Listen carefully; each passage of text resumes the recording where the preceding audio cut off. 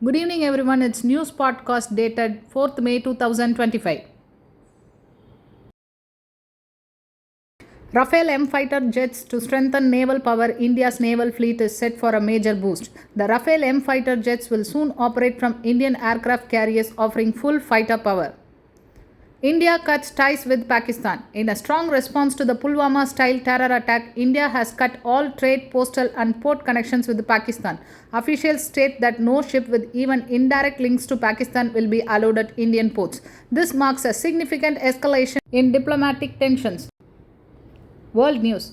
Ukraine demands full truce. Ukrainian President Volodymyr Zelensky has rejected a 3-day ceasefire proposal from Russia, calling it a tactical trick. Instead, he pushed for a full 30-day truce, a position supported by US President Donald Trump following a recent meeting at Vatican.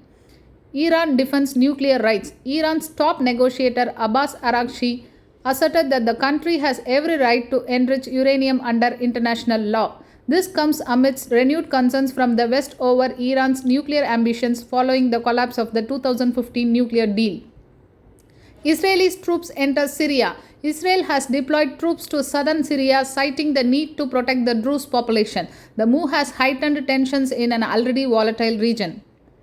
Tragedy in Gaza refugee camp. An Israeli airstrike on a Gaza refugee camp has killed 11 people, including 3 infants. The deadly strike has intensified international concern over the humanitarian crisis in the area. Dhaka's protest over women's rights. Thousands rallied in Dhaka against proposed changes to women's rights laws. The protest, led by an influential Islamic group, opposes reforms aimed at gender equality, calling them contrary to Islamic values. Bengal politics heats up. In West Bengal, BJP Suvendu Adhikari has urged the central government to intervene in what he calls a deteriorating law and order situation. Political tensions continue to rise in the state. Australia's Albanese wins again. Across the globe, Australian Prime Minister Anthony Albanese has won a second 3-year term. His victory comes on the promise of economic stability and continued social reforms. China wants Japanese aircraft over disputed East China Sea lands. Singapore's ruling party wins big in national elections. Financial news. SBI profit falls dividend announced. India's largest lender, State Bank of India, reported a 10% dip in its fourth quarter net profit due to higher provisions. Despite the drop, the bank announced a 15.9 rupees per share dividend and revealed plans to raise 25,000 crore in financial year 26. Kotak Bank sees 10% dip in net. Kotak Mahindra Bank also reported weaker Q4 earnings, with the net profit slipping 14%. The bank will pay a 2.5 rupee dividend per share. Indian Bank shines with a 32% profit growth. Indian Bank delivered a strong performance, posting a 32% year-on-year increase in net profit for the fourth quarter. The bank attributed the rise to better credit growth and lower bad loans.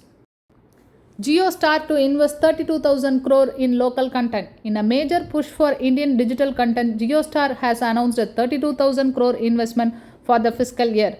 The telecom giant will focus on building original Indian shows and films for platforms like Jio Cinema and Jio TV. JSW Steel may face legal challenge. JSW Steel's acquisition of Bhushan Power and Steel could hit a roadblock after a Supreme Court directive asked for a revaluation of the resolution plan.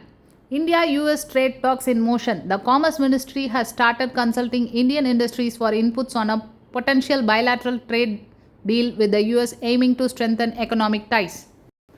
And that's all for today. Thank you, listeners. Learn on the go and subscribe the channel. Bye bye.